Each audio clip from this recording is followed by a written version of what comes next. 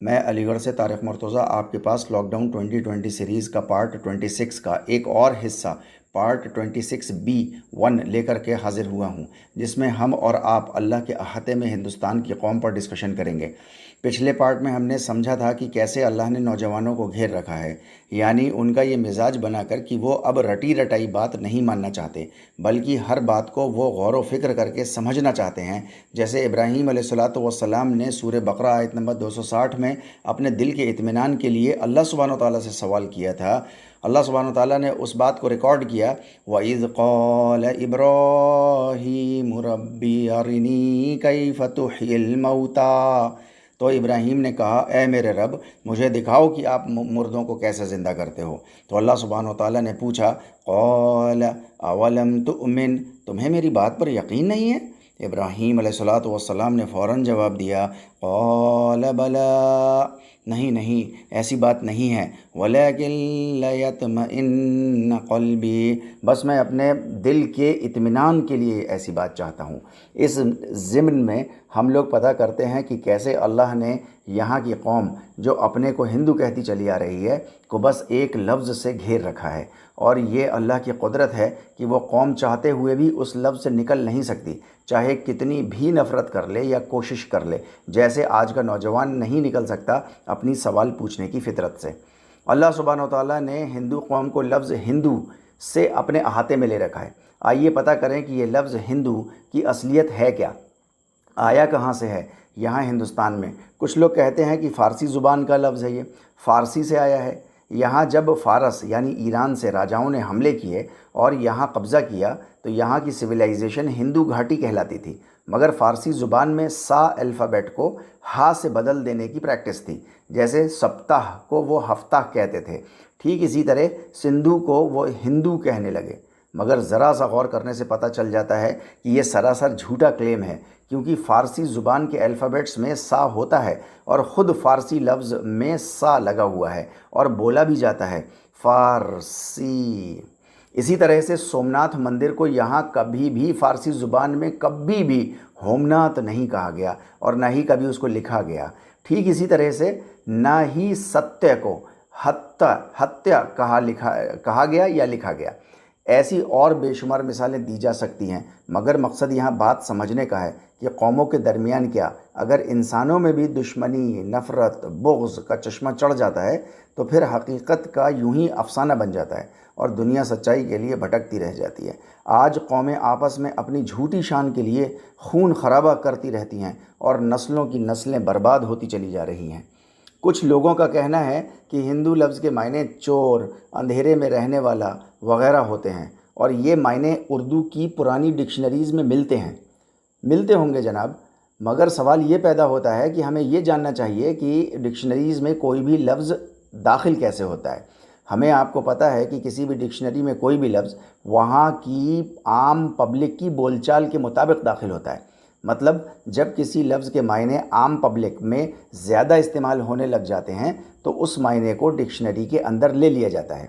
जैसे कई सौ हिंदुस्तानी अल्फाज अब इंग्लिश डिक्शनरी में दाखिल हो गए हैं, जैसे लुंगी, टोपी, धोती, पजामा, कमरबंद, ठग, चटनी, जंगल, गुलाब जामुन, जुगाड़, नाटक, चमचा, फंडा, कीमा, दादागिरी वगैरह वगैरह। क्यों हो गए ये अल्फाज अंग्रेज़ी के? क्योंकि हिंदुस्तान के रहने वाले बहुत से लोग दुनिया के हर कोने में चले गए। वहाँ हिंदुस्तानी बोलने वालों की तादाद ज़्यादा हो गई। उन्होंने वहाँ की लोकल ज़ुबान से इंटरेक्शन किया और कुछ अल्फाज उनकी ज़ुबान के लिए और कुछ अपनी ज़ुबान के उधर दिए, और जब आम जनता इन हिंदुस्तानी अल्फाज को बोलने लग गई तो वो इंग्लिश की डिक्शनरीज़ में दाखिल हो गए और इंग्लिश ज़ुबान का हिस्सा बन गए। अब अगर हिंदू लफ्ज़ के मायने बिना जाने बूझे कौम में कुछ लोगों ने नफ़रत के चलते अगर चोर, उचक्का, अंधेरे में रहने वाला मुसलमानों को समझा दिया तो वही मायने उनकी ज़ुबान पर राइज हो गए, यानी समाज में वही मायने चल पड़े और फिर वही मायने उर्दू की डिक्शनरीज़ में भी आ गए, क्योंकि अक्सरियत वही बोलने, लिखने और समझने लग गई। अब ये तो अल्लाह के सामने वो लोग जवाब देंगे जिन्होंने ये गलत मतलब का बीज बोया था और जिन्होंने नफ़रत फैलाई थी, जिसका नतीजा आज की उम्मत बुरी तरह से झेल रही है। और अभी क्या हुआ है? अभी तो शुरुआत भर ही है। जिस तरह से हमने पहले देखा था कि कितनी गलत बुनियाद के ऊपर इस लफ्ज़ को फ़ारसी का कहने लगे और फिर उसके जवाज़ भी तलाशने लग गए, ठीक इसी तरह से पुरानी उर्दू की कुछ डिक्शनरीज़ में ये गलत मायने पहना दिए गए जो अभी कुछ वक्त पहले तक उम्मत में राइज थे, और हालात बिगड़ने से पहले हम मुसलमान इन मायनों को अक्सर बोला भी करते थे। हमारे हालात ऐसे ही थोड़ी यहाँ तक आ गए हैं। अब ये अलग बात है कि हम इल्ज़ाम दूसरों को देते रह जाते हैं और अपने अंदर अपनी कमियों को नहीं तलाशते। आइए हिंदू लफ्ज़ के ऊपर कुछ और मायनों को समझने की कोशिश करें जो हमारे हिंदू भाई बहनों की तरफ से भी आते हैं। वो कहते हैं कि हिंदू एक धर्मवाचक शब्द है, मतलब एक दीन की इस्तिलाह है। हिंदुस्तानी तहज़ीब यानी भारतीय संस्कृति में इंसानों को आस्तिक यानी खुदा का मानने वाला और नास्तिक यानी खुदा को ना मानने वाला में तकसीम किया जाता है। थोड़ा गौर करने से ही मालूम चल जाता है कि यहाँ हिंदुस्तान में हर आस्तिक हिंदू है, चाहे वो एक खुदा को मानता हो या कई खुदाओं को मानता हो या मूर्ति पूजा करता हो या मूर्ति पूजा ना करता हो। जैसे आर्य समाजी, हर शख्स आस्तिक, हर आस्तिक हिंदू है। ठीक इसी तरह हर वो हिंदुस्तान का रहने वाला जो अपने को नास्तिक कहता है, जो कहता है कि मैं नहीं मानता किसी भी धर्म को और ना ही मैं किसी ईश्वर को या खुदा को मानता हूँ, वो भी हिंदू है। जबकि अगर ये हिंदू लफ्ज़ धार्मिक यानी दीनी टर्मिनोलॉजी का है तो नास्तिक तो हिंदू होना ही नहीं चाहिए, किसी भी हाल में नहीं होना चाहिए, मगर वो भी हिंदू ही कहलाता है और लिखा भी जाता है रिकॉर्ड्स में। इसलिए ये कहना भी सरासर गलत है कि हिंदू लफ्ज़ एक दीनी इस्तिलाह है। अब देखिए, इसके अलावा एक और तर्क दिया जाता है कि हिंदू एक जीवन पद्धति है, यानी हिंदू लफ्ज़ के मायने हैं एक ज़िंदगी गुजारने का तरीक़ा। ये बात सुनने और कहने में तो बहुत अच्छी मालूम देती है, मगर ज़रा सा गौर करने पर इसका भी पर्दाफाश हो जाता है।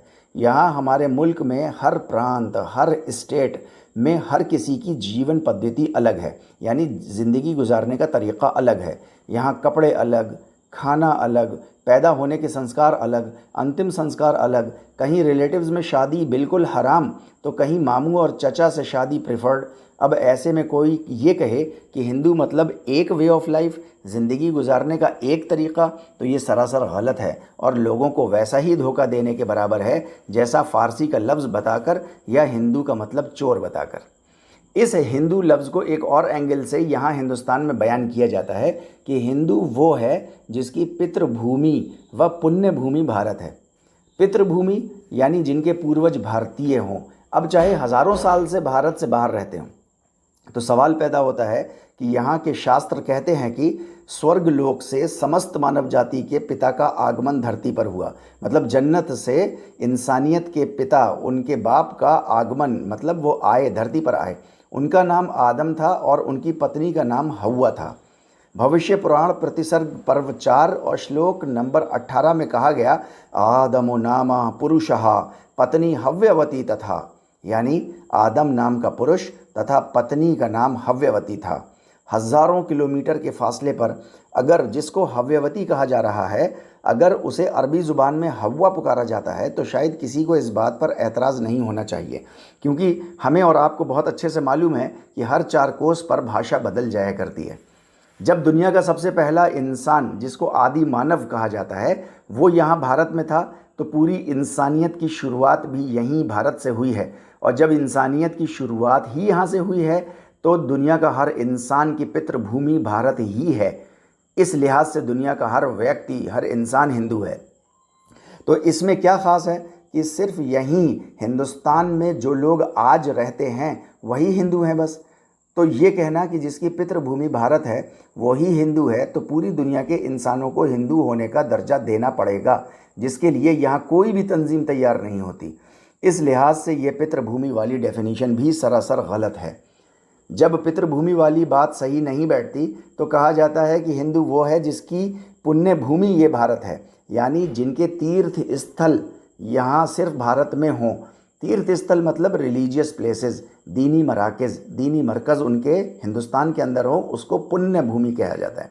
जैसे काबा एक तीर्थ स्थल है।